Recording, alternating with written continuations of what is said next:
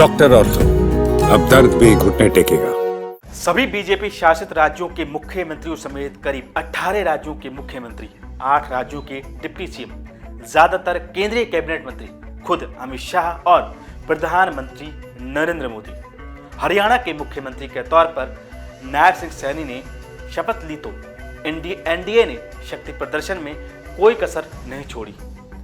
लोकसभा चुनाव के बाद ये पहला मौका है जब एनडीए ने इतने बड़े स्तर पर अपनी ताकत दिखाई। इस समारोह में महाराष्ट्र, आंध्र प्रदेश, बिहार, सिक्किम, नागालैंड और मेघालय के मुख्यमंत्री भी शामिल हुए, जो एनडीए के घटक दलों से हैं। शपथ ग्रहण समारोह में करीब 50,000 से 1 लाख तक की भीड़ जुटाने का भी लक्ष्य था और अंदाजे के मुताबिक इतनी भीड़ शामिल भी हुई। इस शक्ति प्रदर्शन के जरिए बीजेपी ने अपने गठबंधन की एकजुटता का संदेश देने की भी कोशिश की।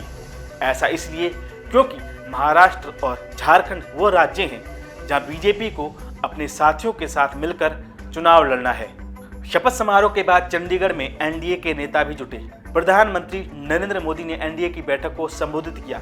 बैठक में केंद्रीय गृह मंत्री अमित शाह, बिहार के सीएम नीतीश कुमार, महाराष्ट्र के सीएम एकनाथ शिंदे, उप सीएम अजित पवार, मेघालय के सीएम कोनराड संगमा, नागालैंड के सीएम रिफू रियो और आंध्र प्रदेश के मुख्यमंत्री एन चंद्रबाबू नायडू के साथ साथ एनडीए के सभी 31 घटक दलों के अध्यक्ष और प्रमुख नेता शामिल हुए। ये एकदम साफ है कि चंडीगढ़ में एनडीए नेताओं का जुटना राजनीतिक परिदृश्य को आकार देगा। बैठक के एजेंडे में आगामी विधानसभा चुनाव और उनमें गठबंधन की साथ इसकी भूमिका पर भी चर्चा हुई, क्योंकि महाराष्ट्र और झारखंड में विधानसभा चुनाव से कुछ दिन पहले यह बैठक हुई है।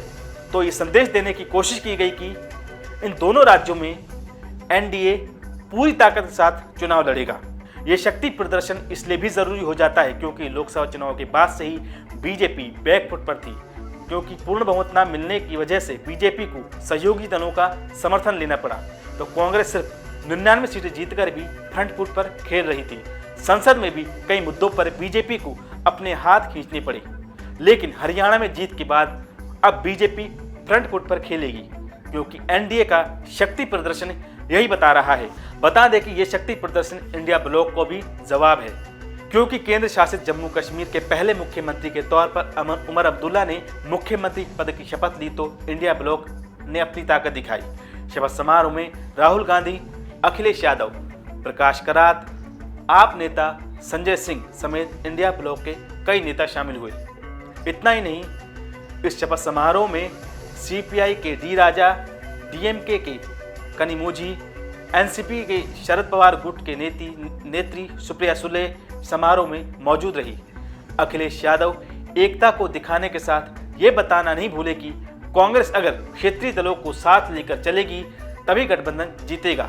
लोकसभा चुनाव के बाद ये पहला मौका था जब सारे विपक्षी दल एक मंच पर आए और यहां से आगामी चुनावों के लिए एक संदेश देने की कोशिश की। अगर वीडियो पसंद आई तो हमारे चैनल को सब्सक्राइब करें, वीडियो को लाइक और शेयर करें। डॉक्टर ऑर्थो, अब दर्द भी घुटने टेकेगा।